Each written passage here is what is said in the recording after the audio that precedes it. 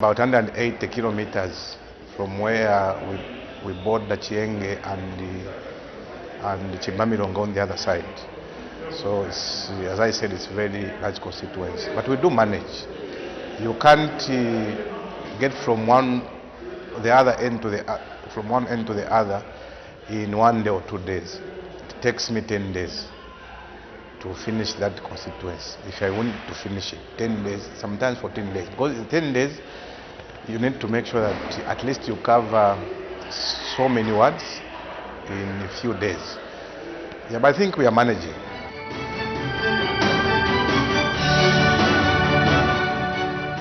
The developmental agenda for that constituency, especially for me, and I think I was voted in because of that, what I'm about to say. One, my people there have never seen a paved road, which we call a tarmac road. It's a paved road. They have never seen it. And where you can see it is about 150 kilometers just to find a paved road. Being a rural constituency, definitely we have impassable roads that we do have. But I think it's something that we are now addressing. One important issue that we're addressing is buying the earth-moving equipment, which we have bought. So some of the roads that are in Kaputa constituency will be done by ourselves. The only road that will be looking for government support is the main one, which comes from Ncherenge, passes through Kaputa, and go to Nsama district. Now, this is not the only district that have never seen a paved road. Even Chienge constituency or Chienge district and Nsama on the right side, they have never also seen a tarmac road. So I think these three constituencies or districts, I think we have a lot to do to make sure that our people really see development. Because for them, what they may view as development is to put a road there. For them, that is a priority. Obviously, there are also other issues like building schools. We are doing that. We are also building clinics or health centers. Our focus has been also to put up the skills training institution there, because we don't have. So we are exporting a lot of our children to either Luapula and Luapula province, which is Mansa, and Kasama, which is in the northern province. So we want to see a situation where we have our own skills training center in the district or in the constituency. Apart from that, we're also looking at sports facilities. We have a lot of talent in those constituencies like mine, but I think what they are lacking are facilities. So we are also looking at how best we can try to put up even a small multi-sports facility in the constituency, so that a lot of our young people will be able to use that facility and be able to be identified as potential footballers, potential athletes. So I think those are some of the issues that we are looking at. Most importantly, we do not have a hospital that we can call a hospital. Yes, there's a hospital there, but I think it could be a level 1, and we have a lot of people now in Kaputa district. So we need a very big hospital so that we lessen on referring our patients to Kasama, which is about 400 kilometers. On the other side, the other hospital, which is near to us, is about 150 kilometers. So we do have a lot of challenges in terms of patients. When they are referred, sometimes they die along the way. So I think that is also a very big challenge. Yeah, there are also other important issues that we may look at, but I think Rome was not built in a day. There are these issues of roads, issues of infrastructure development. I think for us, these are some of the important issues that we need to work on. In fact, some of them even before rain season, especially the roads, before the rainy season, we should make sure that we do these roads. And looking forward now to government to ensuring that we are given a paved road, which will really assist us in terms of getting the raw materials, because we also have gotten into farming. And I think we have a lot of rice there. There is Kaputa rice, which we need also to explore. We have also ground nuts, maize now is being also, we have fish because of Lake Mweru and Tipa. So there's a lot that we have in our district, but because of the roads that are impassable. It is very difficult for people to trade. So those are some of the issues that we need to look at.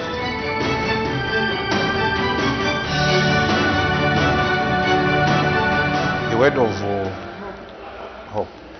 Obviously, we were voted on the ticket of change, first and foremost, and we're going to do just that. The hope that I've continued giving the people of Kaputa is that they voted the right people, starting with the president himself, the vice president who is also heading from that same area. We have now a member of parliament who is also a minister. So we should not have a reason at the end of the day not to develop that particular area, especially that we have the vice president who comes from there. I'm coming from there. The president has been there also and promised people that they will have some changes when we run. These are some of the promises that we are trying to fulfill. So let them just continue having that trust in us, and I believe that by 2026 they will have a lot of changes in Kaputa. And if we are given another mandate, definitely Kaputa will never be the same. A lot of things will change. That's what we are looking for. So them also, I should also plead to them to make sure that we work together, because all these developmental projects that we are about to undertake, and some of them we've already started undertaking them, we can't do them ourselves as member of parliament or the vice president or the president. We need them to join hands with us so that we work together, and then we'll be able to see a change that we've been looking for in Kaputa constituency.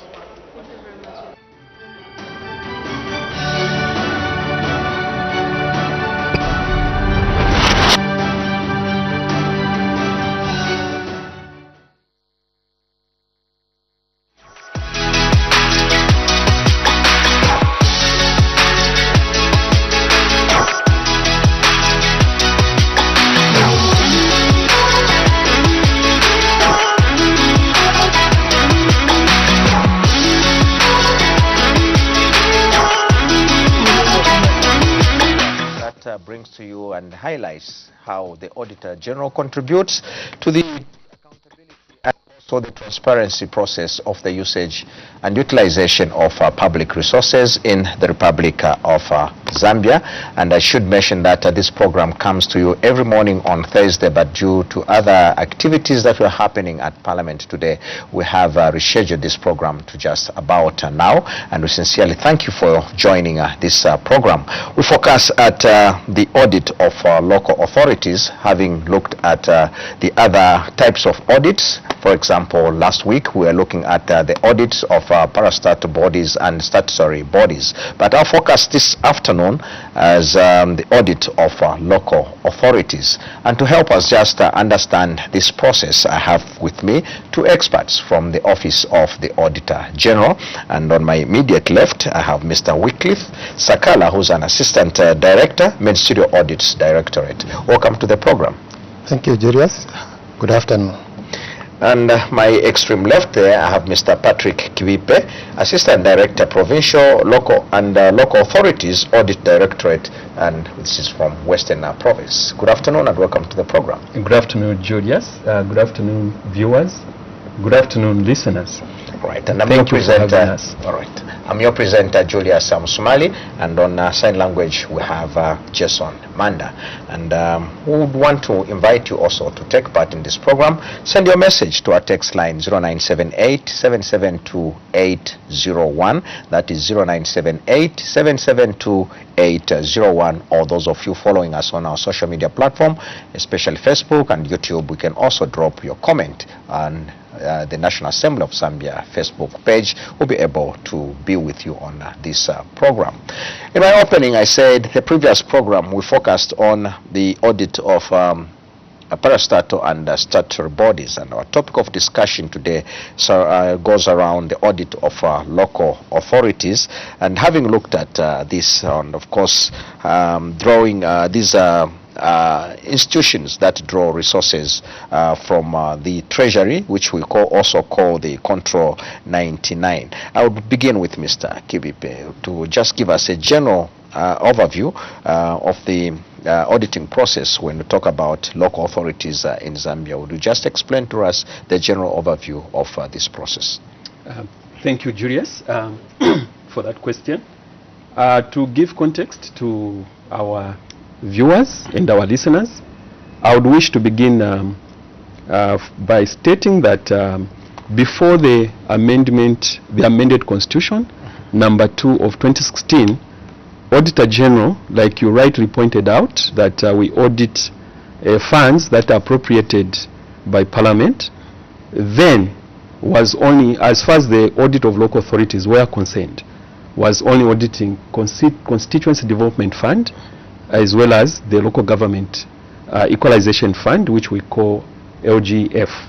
Now, with the following the amendment of the Act in 2016, the Auditor General was given full mandate to audit a council or a local authority in its entirety. Yes. So, following that, you would notice that the Local Government Act number 2 of 2019, paragraph 44 and 45, they also give the Auditor General authority to audit the financial statements of a local authority as well as its general mandate. Now, what is the audit? What does the audit process entail, or what does it involve? In a nutshell, I would say that every audit assignment begins with an engagement letter, which is a communique between the Auditor General and the client, in which is specified the terms of engagement. In there, you are going to find the responsibilities of management and as well as the responsibilities of the auditor. And then the other things is you find that the engagement letter will spell out the time frame, because you see the Auditor General is so busy, he may not have the whole time that you need to dedicate to one assignment. So you find that normally they will be given a time frame in which that audit is to be performed. And then when the client receives this engagement letter, they are expected to acknowledge and give the auditor authority to move into their institution to commence the audit. Yeah. And then you would also notice that the audit will usually commence by having an entry meeting, which is basically a meeting between the auditors and the management of that institution. And then what is an audit?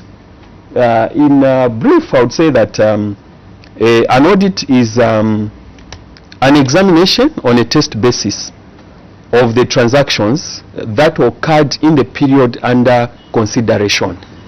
Yeah.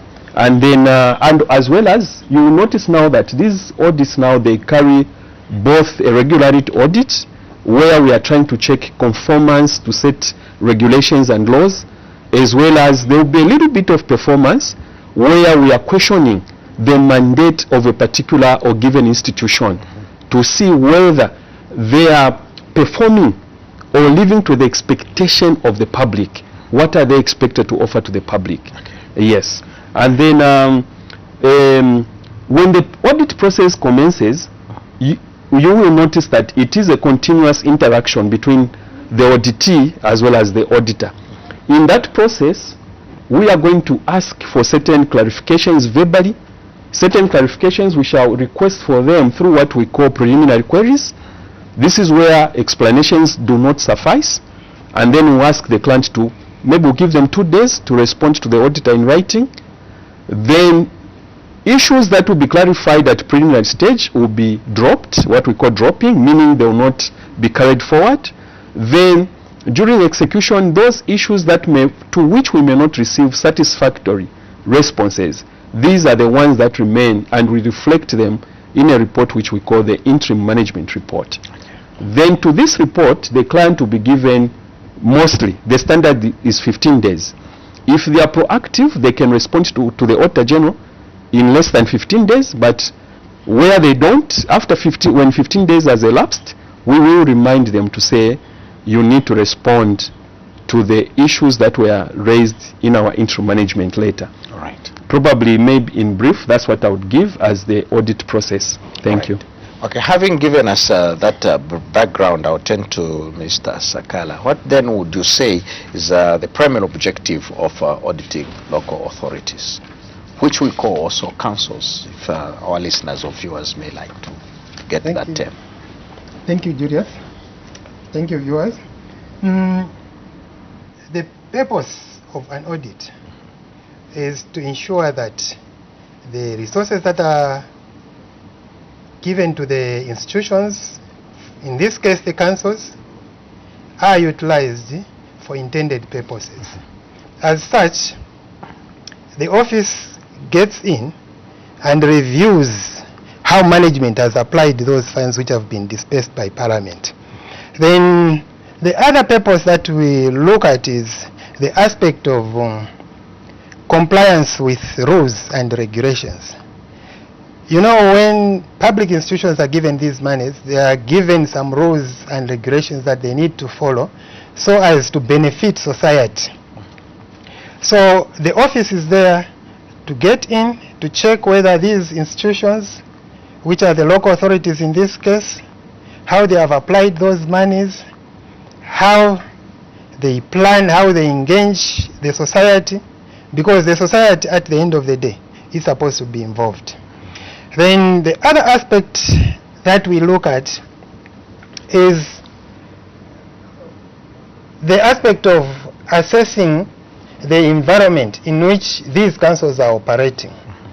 The environment in this case is divided into a number of areas, but the most important one is that involving management, because that is the management which has been entrusted to look after the resources which Parliament appropriates. So basically, you assess the risks that these local councils face as one of the purposes, where if the risks are too high, as the audit process is taking place, we advise management, we highlight those risks that are being faced by these councils. All right. How then do you reconcile the two? I know that local authorities have also got means and ways of internally generating resources vis-a-vis the resources that come from the Treasury. During the audit process with those objectives that you've just highlighted, how do you reconcile the two sources of funds during the audit process? What we actually do is that we look at what has been appropriated by Parliament, then as well as looking at the sources of various sources of revenues that these councils have, and we normally divert our attention mostly to those sources which are locally generated, because we are looking at an aspect whereby in future we expect these councils to be able to stand on their own. If they do not have enough sources of raising monies, then the councils may not be able to be a going concern. So actually, we pay more attention to the locally generated revenue by highlighting how the weaknesses, highlighting the weaknesses that might be faced by each particular council, and then make recommendations where these weaknesses have been identified. And we also urge them normally to diversify, to make use of the locally available resources which other citizens are utilizing in order to establish either their businesses and the like. Earlier, Mr. Kiwipe did mention on the generation of the management report, and also which goes also into the actual report on the audit on local authorities, which is submitted to Parliament. Would you be able to highlight some of the key issues or findings that have emerged in the recent audits of local government authorities and their implication? And I would just request that you may make reference to the recent report which was being discussed in our committee, which is the Committee on Local Government Accounts. And if you have some of the key findings that you can make reference to, you are free to do so. Thank you, Julius. The main issues that have been highlighted, that were highlighted in the 2022 financial statements, include, among others, weaknesses in revenue management. That is what we've been talking of. For instance, to say the councils themselves do actually collect revenue, which revenue they are supposed to safeguard and apply to the benefit of society. So the aspect that we saw under weaknesses in terms of revenue management included, among others, failure to collect this revenue from certain revenue lines. And some councils, for instance, had outdated valuation laws. As you know that valuation laws are one of the major components there where councils get their revenue from. But in this case, most of them, a good number of them rather, had expired valuation laws. So we highlighted those items so that the councils could be able to discuss with the powers that be so as to update those valuation laws so that they're able to collect good revenue from the surroundings or the areas in which they are in charge of. Then there are also aspects of missing receipt books and failure to control markets. Those items were highlighted under the revenue management. We also had weaknesses in terms of expenditure management, which included, among others, unsupported payments, which we found, some missing payment vouchers, which were maybe due to inadequate way of looking after the documents. Then irregular use of interest were also, among others, the issues that were highlighted in the previous report. We also had issues to do with the weaknesses in stores management. This was mostly related to fuel management, and then failure to mark the assets which these institutions had. Then we also had other aspects which relate to the management of human resources. In human resources, we looked at it from all angles, and we highlighted issues relating to, for instance, failure to confirm employees within the legal framework, and then the others were issues to do with overemployment and underemployment. Then, lastly but not the least, we also had issues to do with environmental management. This is another crucial place or another crucial item that we normally pay attention to, because if the environment is not managed or well, such as the waste management that we generate in these houses, this can result in breeding out of various diseases which may be affecting the community, and then it would affect the country in general. Okay.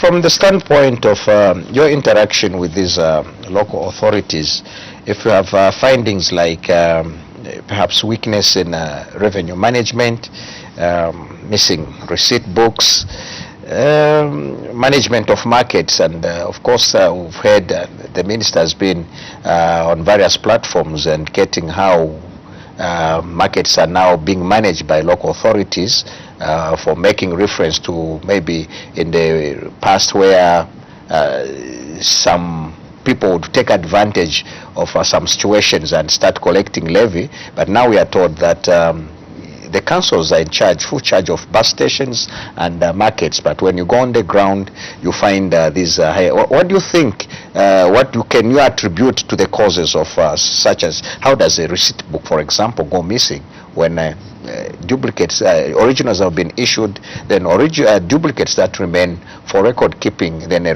receipt book disappears. What do you think causes such irregularities amongst the local authorities?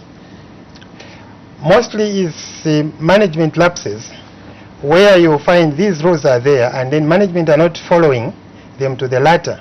And then issues to do with, for instance, management of, control of markets, it's a tricky situation in that there are those that are established, for instance, by the community, but not yet in the hands of the council. Those are places where normally, where the issues that we have found, where the council is still in the process of trying to get hold of those markets so that they are able to run professionally. Then the issues of missing receipt books, definitely these are issues which concern control weaknesses, which of late I think the local authorities are trying to capacitate the internal control department, which normally plays a role in checking those documents are in place before the auditors come in. Do we have competent staff in these local authorities? Because and if they also subscribe to certain statutory bodies that regulates their professions, and then you highlight, do you make necessary recommendations to deter officers to wantonly just want to involve themselves in such practices and vices? Do you make such recommendations when you find such key findings? We do. What has been the response, and why do we have them recurring year in and year out? And if you have to produce a report, maybe out of 116 local authorities that are to be audited, you find a good number of them still have these irregularities. Let me mention it to say, okay, fine, these weaknesses are found in some of these councils, but not all the councils. The councils that of course, with exceptions. Yeah. They have really improved from the time we started auditing them. But currently, I think there are just a few. That's where you would find some of those things still happening. Otherwise, the councils have got professional staff, they are qualified, and they are also members of these professional bodies. So if, for instance, one is found, it's up to management to recommend that, not the office. That now becomes a management issue. All right.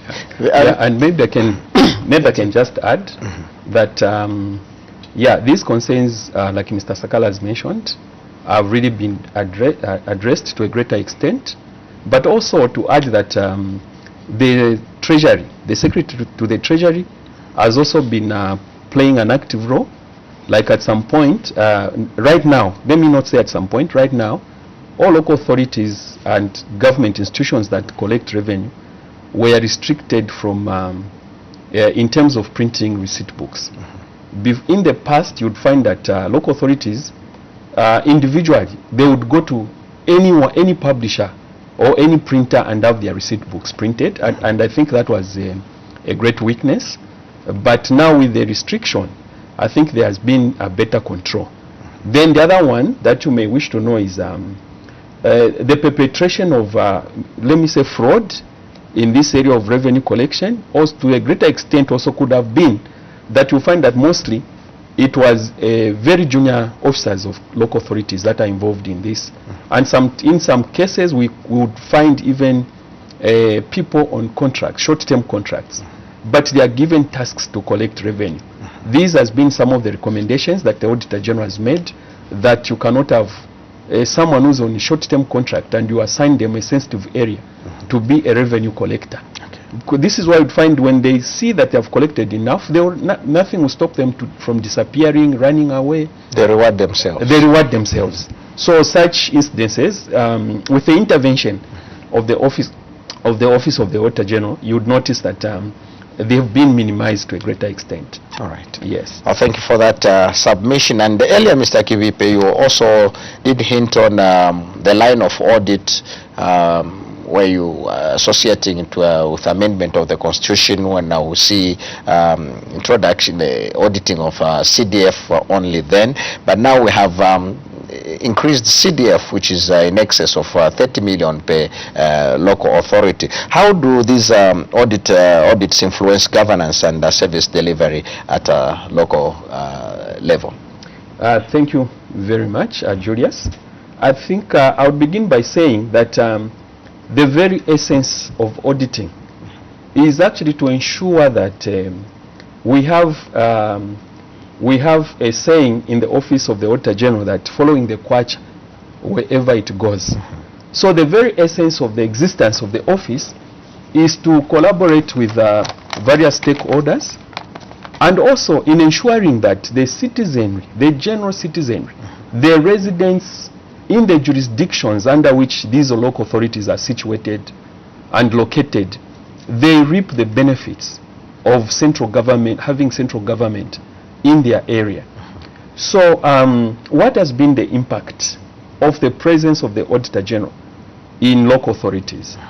I'll tell you, if we were to discuss this, we may take the entire day, because I sit here as a very proud auditor who was there from inception when we started the auditing of a local authority in its entirety without leaving out anything. Like you rightly said, that these councils also generate their own local resources.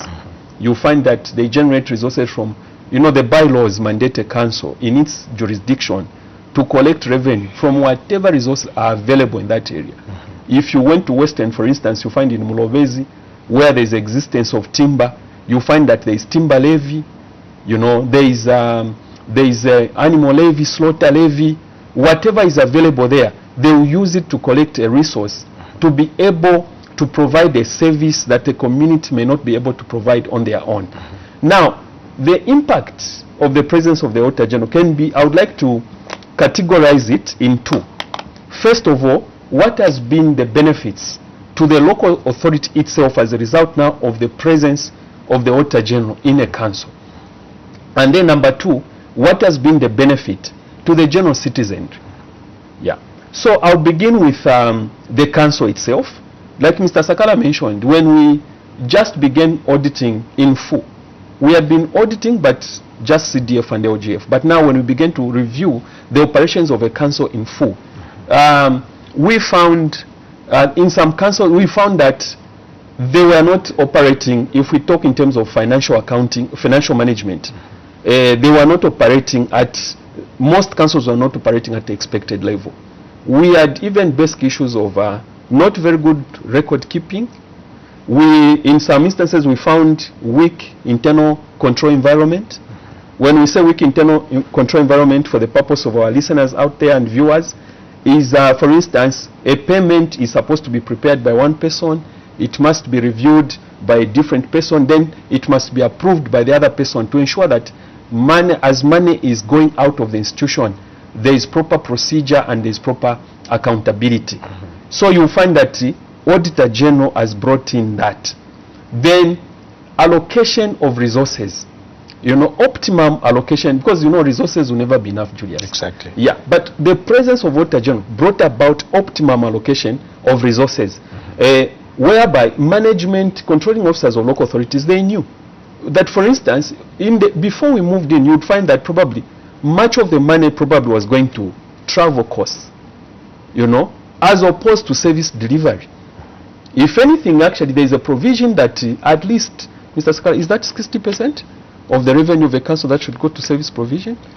I can't remember correctly, but there is a percentage which these councils are supposed to follow in terms of giving back to the community. Yes. The community, councils are expected, for instance, to provide like waste management. They are supposed to do the street lighting and the like. Those things never used to be there. But currently, if you have seen, a number of these councils have put in those things in place. They are currently installing lighting system in certain areas where they are able to. Of course, there is a weakness a bit. The maintenance of these street lights, after the public have maybe vandalized them, they have not worked well. Yeah. But we violated those, and we hope in future that the people who also take responsibility, that they take care of these things that the council puts in place. It is to the benefit of the public itself. Thank you, Mr. Sakala. Let me continue. So maybe before you leave that sorry, point, I didn't finish my all point. right, okay. Yeah, so I was saying there were benefits to the local authority, which has seen proper financial management in these local authorities. proper accountability for the resources that are there at their disposal. But then the second one I wanted to mention is that I wish we could, if we were to do a documentary, you'll be amazed at how much impact the Auditor General has had in local authorities. We have seen a number of markets that never had ablution blocks, for instance, with running water. You go to Kitwe now, you find ablution blocks running with water. Go to City Market, you find ablution blocks running with running water. You know, this is why has this come about? It is because now management are aware that if they do not allocate resources as per the guidelines and as per expectation, then the Auditor General is going to come and then they are going to be found wanting. Yeah, so there's been improved levels, like Mr. Sakala has mentioned, of solid waste management in public places, unlike the way it used to be. Then, before then, you would find mountains and mountains of solid waste. But now this is a thing of the past. So the impact, Julius, has been great and tremendous. And also, there has been, I would say there has been a great saving of the resources. Why? Because now there has been optimum allocation of these resources. If, for instance, if we talk about, let's talk about LGF. LGF says that 20% of the funding to every council should at least go to a capital project. When the auditors go to a local authority, they will calculate in a year how much LGF did a particular council receive. What is the 20% of that LGF, and that 20%, did they withhold it and apply it as intended? Yes. And we can talk about the increase in constituency development fund now. You see, the Auditor General is playing a key role because, as you know, we play an oversight role in ensuring that there is proper implementation. Because spending money is one thing, but has the implementation been to the expected level? What has been the quality of those projects that are being rolled out? So you find that the Auditor General takes keen interest in these issues, in ensuring that at the end of the day, the citizen, the forgotten citizen, it can be in Shangombo, it can be in Lukulu, it can be anywhere, they are receiving the share of the cake. You've heard the President is keen about that no child should be sitting on the floor. So Auditor General, like in this year's audit, has paid particular attention in ensuring that what was the target, for instance, of the number of desks that a particular council was supposed to procure, working in collaboration with the Minister of Education. What was the set target? Of that set target, how much has been delivered? And if it hasn't been delivered at all, what is the issue? Because you know funding is there. Maybe I can end there, Julius. All right. So for just for avoidance of doubt, are you confirming that local authorities have mandate to retain locally generated funds and apply them on service delivery? Yes, that is correct, Julius. Okay. Local authorities have the mandate to generate their own revenue locally and apply that revenue on their operations. With that one we mentioned, about 60% or 40%, we needed to check this one, must at least go to service provision. Because, mind you, local authorities exist primarily to provide that service to the residents in the jurisdiction of their area. All right. Yes, please. Thank you for that elaborate explanation. This is Auditor and your program that brings the activities at the office of the Auditor General when they undertake these audits in order to promote transparency and accountability of public resources. And our focus for discussion today, our conversation is on the audit of local authorities. And with me in the studio, I have Mr. Wycliffe Sakala, Assistant Director, Ministerial Audits Directorate, who's accompanied by Mr. Patrick Kibipe, Assistant Director, Provincial and Local Authorities Audit Directorate, Western Province. If you need to participate and be part of this program, our text line is 0978 772801, 0978 772801, and you can also drop your message on our Facebook page, which is the National Assembly of Zambia. I'll turn to Mr. Sakala. Having just said that, and in comparison, or rather in relation to what obtains on the ground, where we have this 116 local authorities, that is districts, this local councils, municipal councils, and city councils, with regard to your office as one unit, what challenges does the office have, or what do you face, challenges that you face when conducting these audits, and also proposals or suggested possible solutions? Thank you, Julius. The challenges are many, just like any organization. Yeah, you can just highlight the major ones. So I'll talk about one or two, which I'll highlight. Mostly, it's the aspect to do with adequate financial resources. You've talked about the aspect of the councils being a lot, 116. And if you look at now the funding which has gone to the councils, 30 million, it means a lot of money has gone in these outlets, and which needs to be checked by the Office of the Auditor General on whether these resources are being applied for intended purposes. As you are aware, these resources are done in most of the remotest parts of the councils themselves, maybe 200 kilometers away from the central point, like maybe in Mushindamu to Kipushi border, somewhere there, where some of these, the roads are even bad and the like. So the office lacks adequate resources to cover, to see where all these projects are implemented. Then lack of transport is another. As you know, the office operations border mostly in working, especially when they are dealing with councils.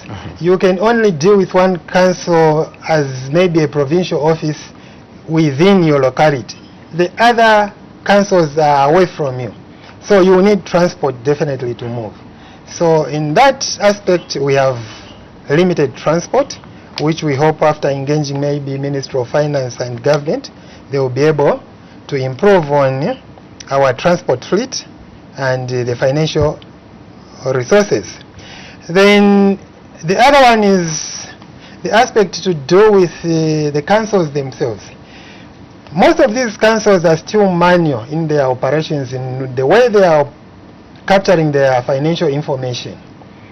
So information that may be captured, maybe funds are raised in planning or in another survey department and the like, these monies, if they are all integrated in one system, which system is talking to all these various departments, it can collect information, and one at a click of a button, you are able to view what was collected maybe in a survey or buildings department and planning.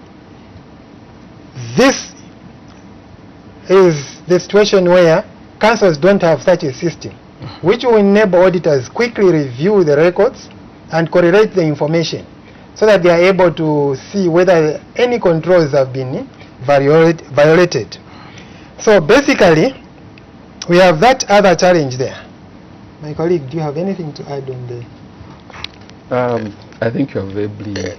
But not long ago, we have testimony that the recent report, which involved the 116 local authorities appearing before the Committee on Local Government Accounts, and I think the focus was on the audit of usage of CDF, with the challenges of movements, and then we have these CDF projects that are pitched in different and extreme ends of each district. How did you manage to produce such a report to bring to the fore all those findings that were brought, if you have those challenges of transport and movements from one end to another, but you were able to bring these findings, and the report was discussed. Later on, the report adopted, the report of the committee was adopted on the floor of the House. What magic did you? Maybe I can chip in, Julius. Yeah, I would say that, you know, resources, as we indicated earlier, you never have a sufficiency of them. They'll always be inadequate, but even with those inadequacies, the Auditor General does his best to ensure that the kwacha is followed wherever it goes. Exactly. Yes, we are trying the best way we can, but probably what we are saying is that we wish it could be better. We want to, because remember, audit has got what we call audit coverage. We are trying to, because of the attention and the significance of the amounts that are now being pumped into CDF, generally, you would from an audit point of view, you'd expect that there is high risk as well. So the view, the wish is for us to cover every word, you know, to cover every word in the constituencies. Yes. So if we had a little bit more transport than we have now, vehicles as we have now, maybe that assignment would be a lot easier. Okay. Yeah, we have had to do it, but probably maybe with a little difficult. Yeah. You understand me that it was a round of commending you that you did some good job, yes, because you produced a report that covered all the 116, yes, which is a positive, but of course you still bemoan that you had these challenges, so I just thought we just have a talk around that area, like you have indicated. You wanted to say something, Mr. Saka? Yeah, I equally wanted to add to say that we sampled in the my friend, Mr. Kibipe, alluded to the fact that we sample when we are doing our audits. Yes. So basically, all we want to do is to increase the coverage so that more and more projects are visited, and people know that even those that are being undertaken in the remotest part, someone will come and check on them. And then the people that are implementing those projects should also be able to at least work with quality. Because what we want is that these monies are hard to come by. So whatever project is being implemented out there, it should have quality. That's what we intend to. Okay then, having said that, and I know it's something that you hinted on earlier with regards to recommendations, how do you ensure that the local authorities comply with the recommendations that you make in the audit reports, and that is from a broader perspective, and also maybe through that you can also share some examples that you can cite to say we made this recommendation and this is now being followed to the latter, if you have such examples, Mr. Sakala. Thank you, Julius. You rightly put it that as we audit, we make some recommendations to these councils on issues that are not up to date.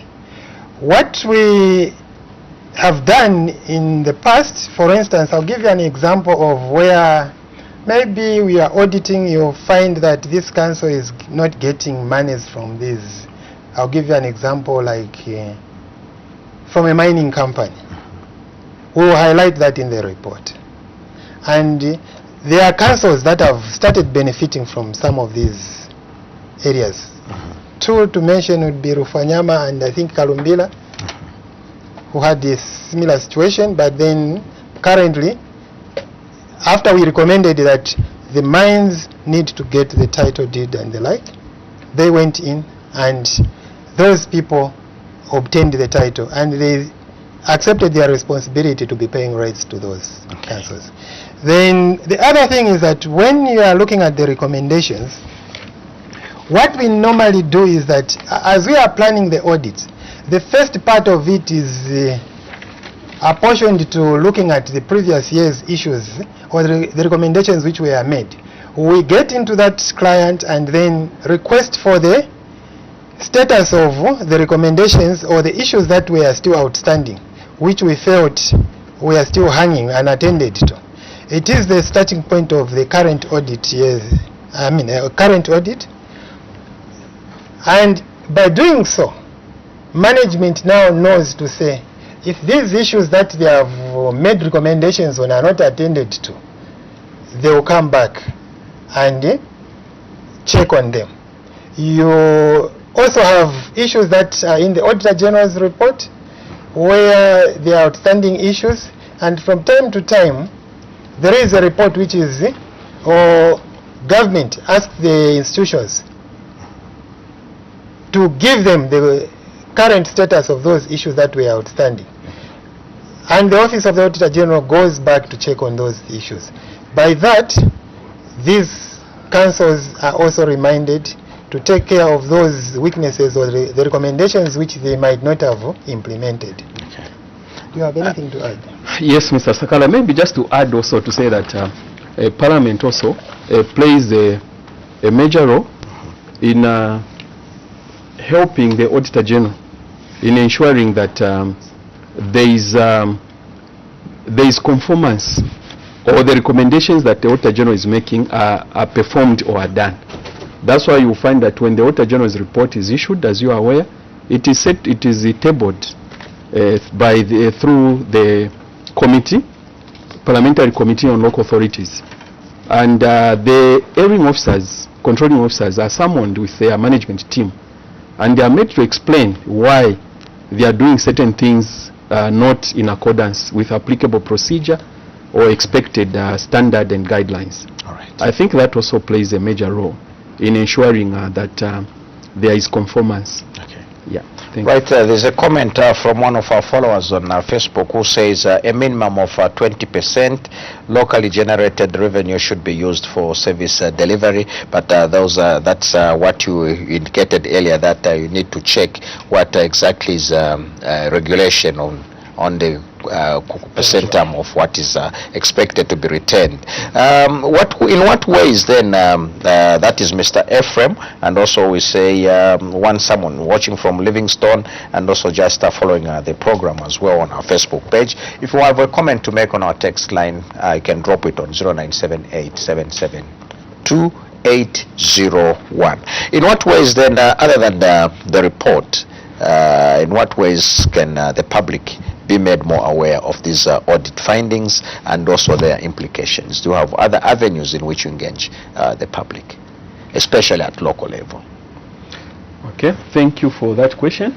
I think I'll begin by saying that the Office of the Auditor General does have a public relations office. The Public Relations Office plays a major role. Maybe if you have not seen one, Julius, one of these days you'll be fortunate to witness one.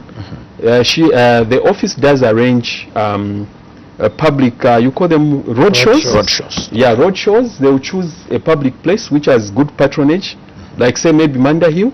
They will set up a table there and just interact with the public, members of the public, and let them know what is the Office of the Auditor General, what does it do, what is its role, what is audit, what are the benefits of audit.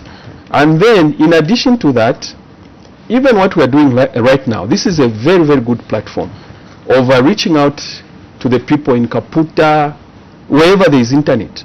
They'll be able to know what is the essence or the significance of audit, and what is their rights as well. You know, because the residents of local authority jurisdictions have got the rights. Like that other viewer rightly commented, they can put a demand. For instance, if it is required that 40% of the total amount of locally generated revenue should go to service provision, members are able to go and ask, why is it that garbage, solid waste is not being collected in the market, and yet we are paying rates, because they are the ones who pay the rates. Yes. And then the other one is publications, such as on the websites of the findings of the audit. Yeah. So they'll be able to access the Auditor General's report on the website, and they'll be able to follow how their particular local authority has been performing. Then publications of these reports through various media. Just a few days ago, the main report of the Auditor General, I think, was released, and I'm sure you've been seeing other tabloids like the Zambia Daily Mail, the Times of Zambia.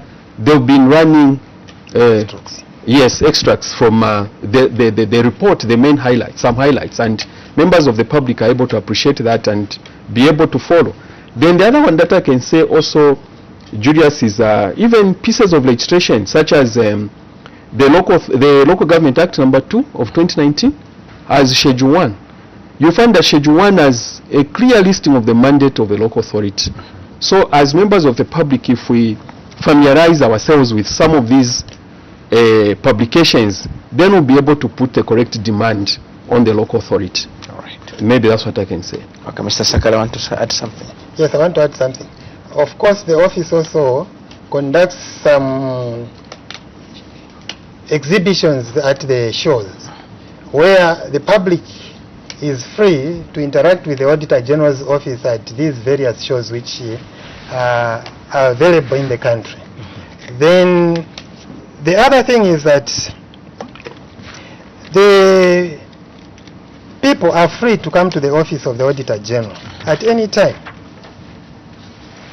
Okay. But with that, then also the question that comes from a follower says, I want to find out who audits the office of the Auditor General to see that the funding they get from central government is put to good use. You are the referee to the other spending agencies. Who is your referee? Thank you, Mr. Julius. The Auditor General is audited so by that we yes, indeed, so that to also say, when you say you have a challenge of transport, you have a challenge of these resources, now someone is also asking who confirms that indeed you are unable to do this because you have these challenges, and how prudently you use the same resources that you follow others to prudently use. I said thank you. Viewers, the Office of the Auditor General is audited by a private auditor. It's not any government auditor who audits them, but a private auditor. And they can come through and verify those at the office. That's the person. Currently, I've just forgotten the name of the current auditor. I could have mentioned to you, okay, so that you could confirm with them. All right. Okay, thank you for that. Maybe quickly we can also comment on how you collaborate with local authorities in order to improve their financial management. During your interactions, how, and beyond that, how do you collaborate with them if you find these irregularities like area highlighted with regards to weaknesses in management of finances? How do you make those engagements to make sure that there is improvement in usage of resources? As we have already alluded to it, to say that the audit process is an interactive process. What we normally do is that once you find those things, the auditor on the ground will provide the alternative solutions to the current problems, both to management and the person being audited at that particular point. Especially during the time that we are exiting the meeting, there is that aspect of time now chatting with people that might not have been involved in the audit itself, where we highlight those issues. In that way, top management will be given a hint on you where things are not going on well, and they will be able to look at them from that point of view. Then the other things is, at various forums, we normally meet and discuss these professional issues. Especially when we are looking at, for instance, financial statements, the process is the one that involves engaging each other. We move from the beginning up to the time that we issue the opinion with interaction with these clients. Okay. Where they are not sure the office is open, they come to consult and the advice is provided. Okay. One other area we have not touched is the usage of technology. How far have you gone in the application and usage of technology in enhancing audit process for local authorities? Maybe you can also highlight how far you've gone into this and making sure that local authorities, the recent government pronouncement policy on where there's little contact with resources, where people should pay at the bank and use of technology to pay for certain services. How far have you engaged local authorities in this area? Thank you, Julius, for that question. Maybe allow me to begin by saying that the Auditor General is a technologically aware office. We have got our own very well equipped IT department, and we are not lagging behind. The Auditor General has automated much of their audit process. We have a software that we call Audit Management System, or AMS in brief. I think this is a tool that auditors use right from planning up to execution of the audit. And then looking forward, we are even the Auditor General is even trying to go a step further. There is a new system that he may be launching that also, whose aim is to reduce on the required resources in the performance of an audit, and also reducing the time, because the shorter the time in which an audit is performed, the fewer the resources that you are going to need. Yes. And then, remember that we are part of Smart Zambia, and a lot is being done there. I may not be competent to comment on that side, but I can say that we are beneficiaries of some of the initiatives that are being borne by Smart Zambia, and we are all embedded in there.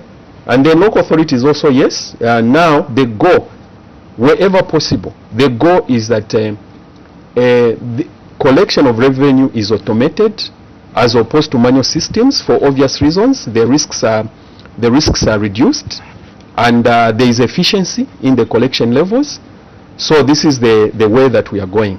And you find that now a number of services that one has to access using local authorities, much of them are being paid for without handling of cash. So are these tools adequate for you to track all these payments that are done without handling of cash? Are the tools adequate to make sure that you track all these payments that are done either online or bank transfers or otherwise? Yes, you may know that every audit, before we commence any audit, we start by risk assessment. Yeah, you have to have an understanding of the levels of risk in every given assignment. And then when you have understood the level of risk, then you are going to devise the procedures that you are going to use in order to audit that area. Yes, because without fully addressing the risk that is involved in a particular area, you may not be able to carry out a meaningful audit. Okay. Yes, for now we can say that yes, we have sufficient manpower. The tools may be sufficient, but like Mr. Sakala was alluding to, resources may always never be enough. And also the goal, I think, is to continue to innovate. Okay. Because auditing is all about innovations. You can't remain at the same level. Otherwise, your client will be ahead of you. Exactly. Now the idea is that the auditor must be ahead of the client. Thank you. Mr. Sakala wanted to chip in. Yeah, actually, when you find that the institution is using a lot of IT, their transactions are computerized. We normally make use of our IT section, which comes in and scrutinizes those transactions, which they are captured electronically. So basically that part is covered. And then as he has already added to say, councils, how have we contributed maybe to that aspect of divorcing council employees handling cash? We've provided the advice, and then much of these transactions are now being done either or online or at the bank, and then they just receive. The only challenges that the councils may be still be having with that is the capturing of information when we are transacting online and maybe at the bank. As customers also, we need to take keen interest in making sure that as we remit those funds, we capture enough details that will help the council to identify who is paying and what is this person paying for. Okay. So we as citizens need to make sure that we tell the bank which valid information is required by the council, because reconciling becomes a problem if a transaction is done somewhere and they have inadequate details, then they'll end up having information that they cannot classify. And as you know, that audits involve also classification of transactions. Okay. So we urge the public to pay particular attention to that aspect as they are doing their transaction away from the council. Right. This one is for both of you before I let you go. What are the future plans that in order to improve these processes of auditing local authorities? Maybe I begin with Mr. Kivipe. Then we'll close with your comment. Thank you. On future plans. On future plans, probably I would say a user-friendly audit tool as far as the Auditor General is concerned. This will quicken the work with the audit processes, and then it will make the auditors more efficient. Then for our clients, I think like Mr. Sakala said, because councils have a lot of systems. They've got a land management system, they've the revenue management system, they've got the property rates, as he alluded to, the evaluation role. Is it possible that we can have one data bank from which anyone who wishes to know something about the council will be able to access at a click of a button and extract whatever information that they want? For me, I feel this should be the future. Okay. Yes. Right. And Mr. Sakala? For me, the future is in investing more in continuous professional training for the auditors and exposure. Then the other aspect is turning all auditors at the Office of the Auditor General into IT auditors. Okay. I rest my case. All right. Thank you so much for making an appearance on our program. The pleasure was mine. Thank you. Right. We come to the end of this week's Auditor and You program, which comes to you every Thursday. Like we said in the beginning, the program comes in the morning, but due to other programmings that we had in the morning, we scheduled this program to come this afternoon, but we'll be with you again next week on Thursday in the morning. Our focus of discussion today was the audit of local authorities, and my guests were, on my extreme left, Mr. Patrick Kivipe, Assistant Director, Provincial and Local Authorities Audit Directorate, Western Province, while on my immediate left, Mr. Wycliffe Sakala, Assistant Director, Ministerial Audit Directorate. I was your presenter, Julius Musmali, and on sign language, we had Jason Manda. So on behalf of the entire production team, wish you a lovely afternoon. Keep watching and listening to Parliament, television and radio.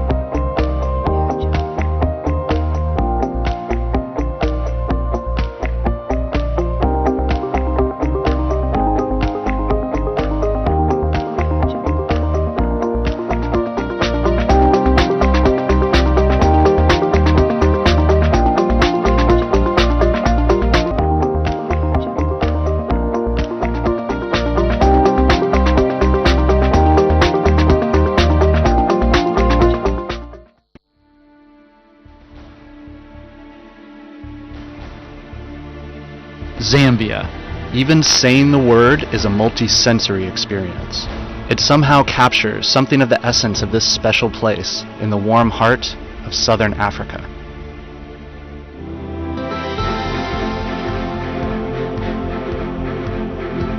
Take in the mighty Zambezi River, the majestic Victoria Falls that form Zambia's natural southern border, and the national parks overflowing with wildlife. Immerse yourself in the fast-growing towns and cities, teeming with history, light, and life. Then visit vast lakes that seem to touch the stars and engage with a plethora of different ethnic groups, cultures, and languages. Together, they make up the intricately woven fabric of this remarkable country. To visit Zambia is to begin a love affair that will never be exhausted, and unlike any that you have ever experienced before. For all the superlatives that man has used in his attempts to describe Victoria Falls, none are able to do this incredible natural wonder justice. You have to see it for yourself. It is a truly awe-inspiring experience.